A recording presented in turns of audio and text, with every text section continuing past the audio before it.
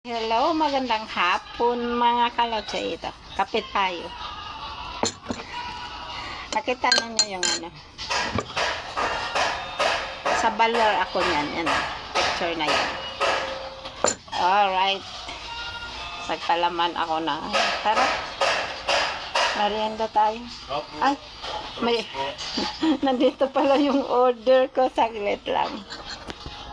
Alam mo ba mga loves, may order pala ako, nalimutan ko. Ayan o.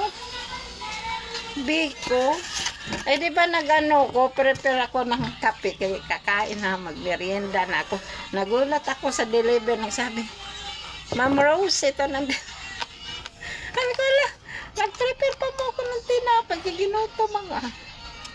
So tayo. Bilo-bilo. Tara, merienda tayo. Busog talaga tong person ay. Kasi, dami kong merienda. Ano kayong unahin ko nito? Unahin ko tong aso kong makulit. Ayan, oh, si Kali.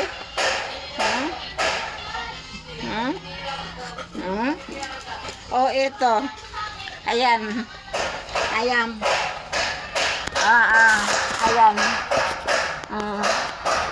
Diba? Sana unahin ko dito. O, diba? Talaga na may order. Dito. Bagay sa kaping mainit. Ang init pala ng panahon. Tapos, ito pa nalimutan. Sabi na dito. Hala, Ate Rose, nag-ano ka? Doon mo yan. Ate. Lagyan mo pa daw siya.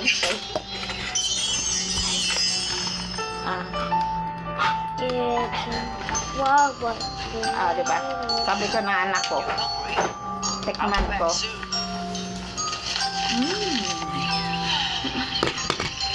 Lagyan mo pa daw siya. Nakiharap mo nga electric pan.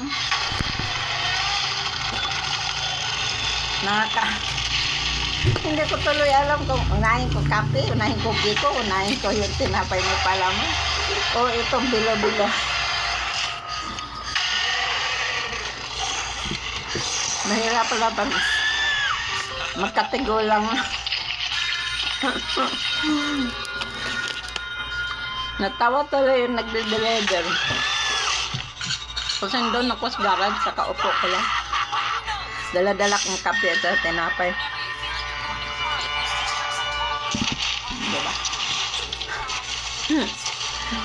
Sarap. Sarap.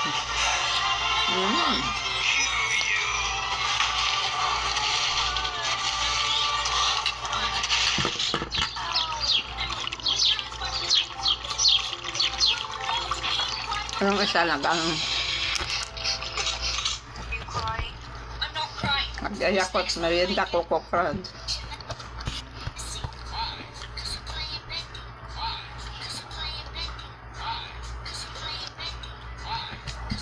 Nalimutan mo din, boy? Hindi.